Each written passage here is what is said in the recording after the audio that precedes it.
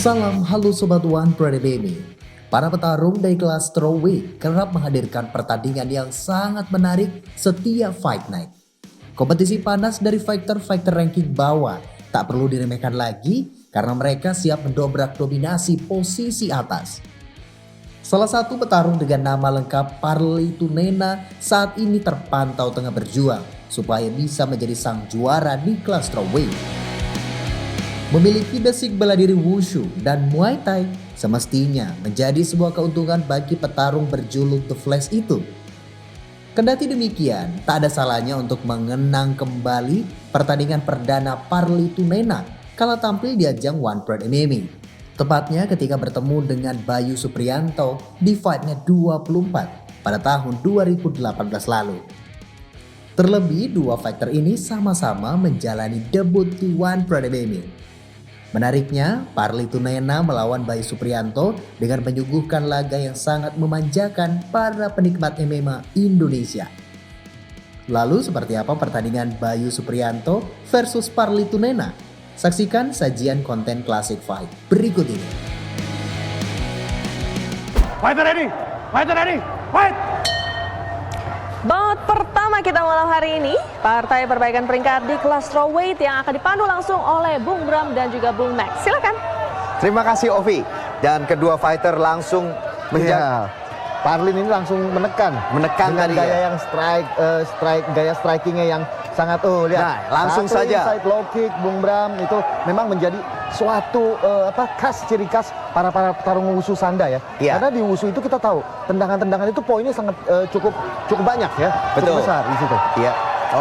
Langsung saja ke takedown. Takedown attempt ya dicoba oleh Bayu Supriyanto untuk melakukan pertarungan di bawah. Dia langsung tahu Iya. ya. Keunggulannya ada di bawah. Dia langsung tekan cage wrestle langsung bawah. Tapi guillotine choke ya. guillotine choke Dari Parley Tunena kelihatannya cukup dalam karena petarung di berat straw itu tangannya cukup kecil dan tulangnya cukup keras. nyelipnya gampang Nyelipnya gitu. gampang. Nyelipnya gampang Dan- udah gitu tulangnya langsung masuk ke ini Iya, ya. pengalaman choking. kita seorang praktisi Brazilian Jiu-Jitsu Bram, begitu kita sparring dengan orang-orang yang bertulang kecil, dengan tulang-tulang yang berpostur panjang kecil seperti ini, begitu dia masuk leher, itu rasanya akan sakit sekali. Udah sakit itu. Udah sakit dan kita lihat bagaimana tekukannya ini cukup mengganggu dari Bayu, padahal Bayu yang mencoba melakukan takedown gitu attempt ya. di sini. Betul. Nah, ini masih diusahakan untuk masih berusaha ya, tapi terganggu satu pukulan Dan ke arah body shot, dia harus pukulan ke arah perut. Betul, dan Bayu harus hati-hati. Kalau dia asal main takedown aja, dia guillotine-nya malah jadi Kita makin lihat dalam. Spinning back elbow tadi ya. Iya. Pukulan back elbow dari Bayu. Luar biasa dia melakukan gerakan untuk mengganggu guillotine. Nah, ini betul dia. tadi, hampir terkena kepala Bung Bram. Karena jika terkena kepala bisa saja di kartu kuning atau diskualifikasi Bung Bram. Karena tidak boleh kepala langsung ditancapkan ke lantai. Ditancap ya, di Iya. spike gitu ya namanya, spiking. Seperti pile driver seperti itu ya, kepala ditancapkan itu dilarang di peraturan One Pride. Jadi kalau misalnya mau counter seperti tadi, dia harus dilempar ke atas, habis itu harus jatuhnya di punggung. Punggung, betul. Harus Dan tetap di punggung. Nah, ya, itu tidak akan terkena pelanggaran. Itu justru malah harus seperti itu, Bung Bram. Betul. Karena teknik tadi itu poinnya cukup besar ya, Bung Bram. Ya? Cukup. Karena impactnya lumayan itu. Dan kalau sampai kena kartu kuning nggak dapat poin, Iya, betul. malah dikurangi gitu Betul. ya. Kita tahu bahwa untuk mendapatkan bantingan seperti Ini itu, sudah sampai ke mount. mount position ya, untuk mencapai bantingan seperti itu bukan hal yang gampang. Bung Bram. Betul. Oke, sekarang Bayu kita tahu bahwa Sudah ya mencoba, tangannya sudah mengontrol. Oh, Mengontrol. hampir lepas. Tadi saya pikir sudah mau melakukan Americana. Americana. Kita tahu Bayu ini pada saat stand up fighting dia pasti akan mencoba mencari ground dan ternyata ini strategi dari Bayu untuk mengajak pertarungan ini ke bawah berhasil. Game plan dari Bayu, instruksi dari seorang pelatih Johan Mulia akhirnya dilaksanakan dengan baik, Bung Bram. Betul. Ya? Jadi dia pokoknya tahu keunggulannya ada di situ ya. Iya. Keunggulannya atas mungkin bisa unggul, tapi kita sudah Betul. tahu bahwa Dia tidak mengambil resiko. Betul. Buat Parley apa? bisa mengimbangi di atas. Lebih Parley bisa akan mengimbangi di atas. Jadi dia tahu kita di atas bisa saling pukul-pukulan. Kita bisa wusu, bisa saling Nah, ini dia ground and pound. Ground and pound. Sepertinya gerakan menepuk tadi saya lihat. Ya, tangan kanan seperti gerakan menepuk tapi masih ambigu ini ya. Dan dikembalikan. Dibalikan oleh Parley. Ini dia hanya melakukan duduk sit up ya dan terbalik. Ternyata kekuatan dari Parley Tunena ini luar biasa. Dia duduk dia bangun, dia hanya melakukan sit up seperti teknik kalau stand up, cuman tidak ditarik hipnya ke belakang Bung Bram. Betul. Dia mendorong Bayu sehingga Bayu sekarang berada di posisi bawah. Ya. Betul, dan Parlin itu harus lebih hati-hati. Tadi berapa kali tangannya ke bawah. Ingat, kalau orang Brazilian Jiu-Jitsu bilang tanah itu panas, tidak boleh disentuh gitu Jika ya. Anda menyentuh tanah, maka hati-hati. Itu Di situ bahaya. serangan-serangannya bisa dilancarkan dari posisi di ground ini ya. Oke, Betul. kita lihat bagaimana mencoba terus untuk melakukan ground and pound dari Betul. Parlin ini. Dia mencoba membalas kekalahan dia pada saat awal-awal. Oh, dan Ternyata terus cukup- dijaga. Ya, cukup baik juga ini serangan ground and pound ini cukup keras kita lihat dari Parlin Tunena. Dia berusaha mendapatkan posisi yang lebih baik, tapi kita lihat bahwa Bayu sekarang mau berlutut ya. Dia Bayu mencoba masih berlangganan. berlutut dan Belum kembali berhasil. justru Parlin yang mendapatkan back mount, back control hampir Ternyata, saja. perlawanan yang sangat baik dari Bayu dan kembali lagi Kembali guillotine choke. guillotine choke. Guillotine choke dicoba oleh Parlin dengan tulang forearm yang cukup kecil, tentunya akan Dan- menyakitkan dia. Ya. iya. Dan Bayu ini sepertinya takedown-nya itu selalu membiarkan lehernya terbuka ya. Betul, dia kepalanya tidak sepertinya matanya tidak melihat ke langit-langit ya. Betul, dia Sehingga selalu menyebabkan menerjang aja, menerjang aja, Dan ngelihat ke bawah. ini sebenarnya teknik ini bisa berbahaya buat Bayu karena pada saat kepala di posisi ini bisa saja guillotine ini masuk Bung Bram. Dan ronde pertama berakhir. Dan ronde kedua. Iya, kita lihat apakah strategi Maki akan sama di sini. High kick masuk kembali dan langsung di counter dengan satu takedown yang sangat cantik di sini. Bang. cantik, tepat Sangat sekali. Tapi itu pusing juga tuh ya kena kepala. Kena, pasti pusing. Pusing, Pasti tendangan saya segitu. Itu kalau kena kuping, Bung Rat, istilahnya pendengaran kita, indera kita langsung hilang semua.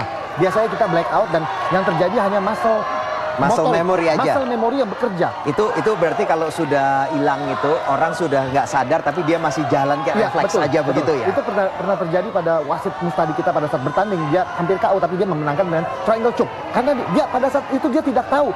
Saya menang dengan apa? Kamu menang dengan triangle choke. Pada saat dia black out, dia melakukan triangle choke dan dia menang. Dia tidak menyadari itu, Bung Bram. Nah, itulah yang terjadi tadi. Ya. Tadi. Begitu kena high kick keras Begitu sekali. dia tahu, dia ngerasa oke, kaki ada di sini langsung dibanting ke bawah. Boom. Boom. Ya, itulah muscle memory. Hasil dari latihan diulang-ulang. Seperti Betul. halnya kita melakukan jab berkali-kali, Bung Bram. Dan ini sekarang Masuk berada di bawah ya sekarang. Marlin berada di bawah, masuk ke dalam ada dan memasukkan Bayu ke dalam. Posisi ini yang diinginkan oleh Bayu ya. Ground and pound, hanya saja jika posisi Parli ini mendapatkan posisi rapat seperti ini bisa berbahaya nih. Ini ada kuncian leher bisa masuk, ya kuncian tangan. Tadi yang pantatnya tinggi, pinggulnya tinggi tadi. Saya sering lihat itu dalam Georges St. Pierre. Georges St. Pierre sering melakukan itu. Dia melakukan ke atas, terus habis itu melakukan short elbows sama pukulan-pukulan. Betul, itu sangat efektif sekali ya. Itu the best, the legend. Legend itu di MMA itu. Betul, ground and pound yang efektif dari atas itu tuh dia yang pertama mulai melakukan itu. Sangat menarik sekali Georges St. Pierre. Kita bisa meniru dari dia karena dia seorang petarung yang sangat smart. Ya. Sangat smart, dia memiliki determinasi tinggi, striking, grappling, takedown semuanya terbaik dia. Dan fight IQ-nya terutama. Fight IQ-nya dia mempelajari. Ini hampir armbar. Melakukan sweep dan armbar di sini. Hampir Parli. saja. Ternyata Parli sudah mempelajari Brazilian Jiu-Jitsu, sudah mempelajari submission ya. Pada saat berada di bawah dia mencoba melakukan reversal sweep sekaligus melakukan teknik kuncian. Tampaknya Bayu berusaha untuk melakukan guard press, Bung Bram. Dan Parli melakukan scramble. Iya, Hampir saja. Berhasil keluar dari posisi guard. Sekarang berasa posisi masih bertahan di sini, masih melakukan sprawl di sini ya. Masih sprawl. Parli Tunena melakukan sprawl. Bayu masih mencoba melakukan takedown. Kembali lagi sekali lagi. Percobaan guillotine choke. Ditegur wasit karena memegang celana. Ya, tidak diperbolehkan. Lutut mengenai perut ya, dari lutut dari Parli mengenai perut dari Bayu cukup keras tadi. Betul. Itu sebenarnya kegiatan tadi serangan lutut itu bisa menguntungkan, bisa juga menjadi kerugian karena pada saat di lutut kakinya bisa ditangkap tadi. Bisa ditangkap oleh Bayu dan dibanting.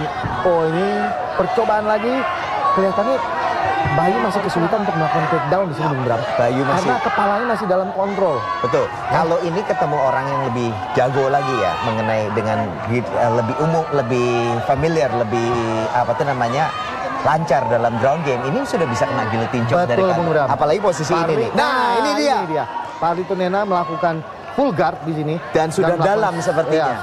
Seperti saya bilang bahwa orang-orang petarung di kelas strawweight 52 kg ini tulang-tulangnya tajam, Bung Bram. Bahkan apalagi kalau dia tangan kirinya bukan dari ketiak, tangan kirinya masuk ke leher, ini akan lebih sakit lagi. Betul, Bung ini Bram. baru masih am-in ini. Ini ya. masih am-in. Bayangkan kalau salah satu tangannya tidak di ketiak, satu tangan kirinya berada di leher juga. Jadi tangan kirinya dikeluarin, keluar masukin lagi di atas kepalanya. Itu Bung Bram, itu akan menjadi sangat sakit sekali ya. Terutama dilakukan oleh orang-orang yang memiliki tulang-tulang yang tajam, yang kecil.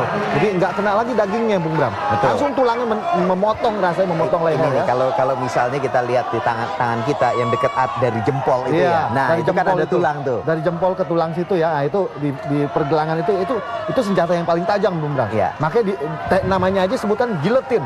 Udah kayak bahasa Perancisnya itu seperti pemotong leher ya. Iya kan? Itu Pemotong alat leher. untuk eksekusi kan. Alat Itu untuk dipotong. eksekusi. Boom. Nah, gitu ini kan. dia masih mau melakukan, karena belum berhasil karena tampaknya Parli Tunena belum mendapatkan detail dari guillotine choke, Bung Bram. Betul. Nah, ini sudah keluar tangan Nah. kirinya. Percobaannya gagal. Tapi kalau percobaan dilakukan terus dan tidak berhasil, itu tangan itu juga lama-lama pegel. penggal Fatigue gitu pastinya. ya. Itu tangannya jadi panas gitu ya rasanya. Mesti diurut-urut dulu, Bung Bram. Pada saat break jeda ronde itu mesti diurut-urut dulu. Hampir melakukan Iya. armbar tapi jadi sweep. Kembali lagi ya, Parli kembali Tunena lagi. tampaknya menjadi satu favorit dari Parli Tunena untuk melakukan reversal dengan armbar juga. Nah, ini posisinya bentuknya sudah aneh, Bung Bram ya. Tapi bisa masuk Ya. ke reverse triangle ya tadi. triangle ya. Itu tadi imbang ya. Itu benar-benar nge-cancel out ya. Iya, betul. Dan ronde ketiga. Menjadi langsung zero lagi. saja Oh, Bayu satu. dengan low kick mid-side ya. low kick-nya. Inside low kick. Keras sekali itu. Keras sekali, langsung aja Bayu merapat karena memang dia sangat nyaman bertarung rapat. Dan dia Tapi sudah dapat double underhook. sayangnya dari Bayu ini, dia bertarung rapat tapi kepalanya suka kejepit, Bung Bram. Iya. Ya, kepalanya masih suka kejepit. Nah, kita lihat kepalanya sekarang dinaikin. Sekarang enggak kan Nah. dinaikin karena Dinaikin. tadi dapat double underhook dia Iya, kebetulan. dapat Dia double masuk ke underhook. clinch dari dia dapat double underhook yang tangannya kedua-duanya di bawah ketiak. Betul, dan kelihatannya cornerman dari Johan Mulyahan juga udah memberikan isyarat, awas kepala kamu nanti kena lagi ini. Awas, mendingan kejar clinch Benar, betul. bukan mengejar Cari takedown. double underhook, jangan mencari double leg. Karena berkali-kali dia gagal di situ. Dia bisa juga pada saat mereka berlatih, mereka bisa melakukan hal itu. Terus Tapi lupa. pada saat bertarung, itu sering sekali petarung-petarung kita blank. Dia bilang, aduh, saya ada faktor-faktor nervous, dia bilang, mungkin saya grogi lawan saya lebih jago kelihatannya, dan lain-lain. Ada groginya, Iya. kadang udah Banyak aspek, Bung Bram. ada saking serunya Iya. terus lupa. Iya, jadi kalau kita penonton, kita tidak bisa meremehkan apa yang mereka lakukan. Mereka pada saat latihan sangat baik, Bung Bram. Tapi pada saat bertarung, mereka Jangan dibawa dari itu sangat baik sekali, Bung Bram. dari backdoor ya. Heeh. Oh, justru Ini dikembalikan. lagi kembali. Ternyata Parli Tunena merupakan seorang petarung yang sangat smart ya. Iya. Yang sudah melakukan Malah dia yang dapat mount. malah ini bisa mendapatkan triangle di sini. Dia sudah dapat Parli, triangle-nya. Belum. Parli Hampir. Tunena Hampir bisa sedikit mendapatkan lagi. triangle. Oh, Bayu berusaha untuk lepas di sini karena dia tahu ini dalam bahaya. Ambarnya harusnya bisa didapat. Iya, dia tidak berusaha. Tapi dapat back mount. Bagus sekali. Oh. Masuk back mount. Ya, kelihatannya Rear naked choke sudah mau masuk, sudah setup-nya sudah masuk. betul. Apakah itu bisa dibawa leher, Bung Max? Ya, ini kelihatannya sudah Belum tight. Belum tight ya. Dia harus ke atas Belum. dulu. Dia dan badan posisinya masih miring, Bung Bram. ini dia harus kembali ke punggungnya persis Betul, ya. dia mesti mengambil posisi ke punggung ya, tapi ini masih side-nya ya. Dan ini malah sudah ke bawah. Udah terbalik ya. Oh. Ya, ini berusaha memanjat lagi ke punggungnya. Betul, dan itu kaki kirinya itu yang digunakan sebagai kait ya. Betul. Nah. Lari berusaha. Hati-hati belakang kepala. Belakang kepala. Itu biasanya kalau wasit tidak melihat, tidak ditegur, juri akan tetap memotong, Bung Bram. Oke. Karena juri ini memiliki 3 sudut ya, 3 sudut pandang. 3 juri ini akan memberikan penilaian masing-masing berdasarkan sudut-sudutnya. Jika dia melakukan pelanggaran yang tidak terlihat oleh wasit, dia akan melakukan scoring. Tetap saja ya. Tetap scoring. Jadi apa Karena tuh kita mau- minusnya tuh tetap ada ya. Tetap ada. Nah, ini dia. pertarungan Oh, yang- sudah masuk ke belakang, di bawah belakang leher. kirinya. Sudah di Oh, tinggal kunci. simpulnya sudah dibikin ya. Simpul sudah. Oh, satu belum. pertahanan yang cukup baik ya.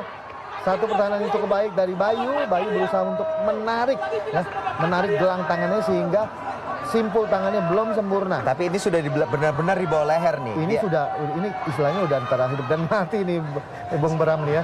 Kita lihat bagaimana ekspresi mukanya cukup lelah ya. Karena pertarungan MMA ini adalah pertarungan istilahnya kalau duel tangan kosong ya. Ini merupakan pertarungan yang puncaknya. Puncaknya, di ultimate gitu ya. Di ultimate, di ultimate ya. Ini dan ini rear naked choke juga salah satu di ultimate submission. pokoknya Submission kalau paling- nggak nyerah juga.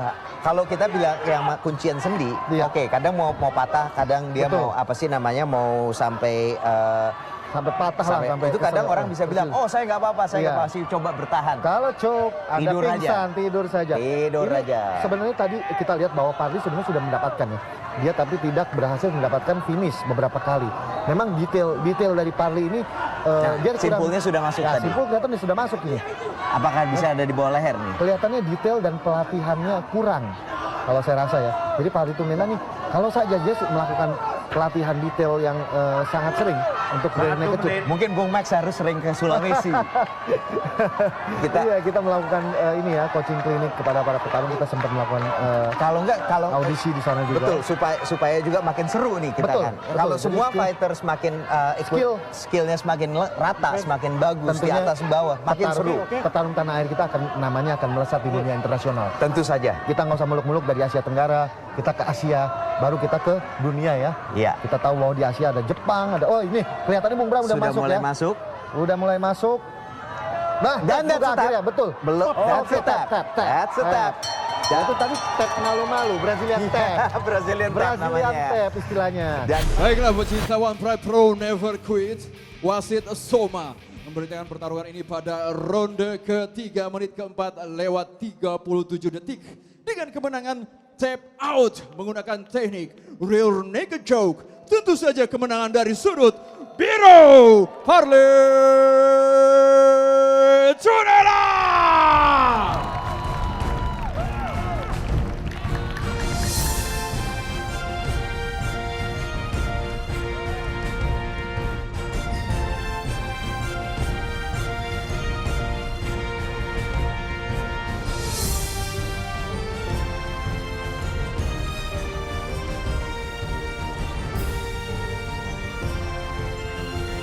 Baik, Parli Tumena, selamat untuk kemenangan Anda pada malam hari ini. Bayu juga petarung yang cukup tangguh, mungkin Anda ingin mengucapkan terima kasih kepada siapa saja yang sudah membawa Anda memenangkan bout untuk malam hari ini. Ya, yang pertama-tama saya mengucap syukur kepada Tuhan Yesus Kristus karena kasih dan penyertaannya sehingga saya bisa ke Octagon One Pride.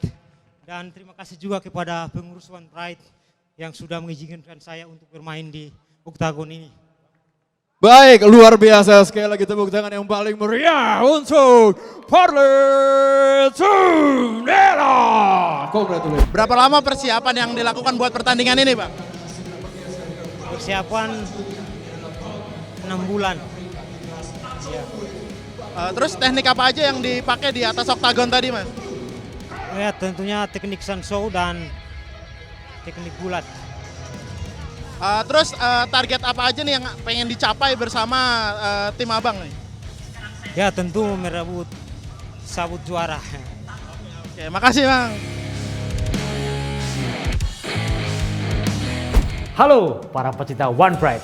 Jangan ngaku fans MMA kalau belum join member di channel YouTube One Pride MMA.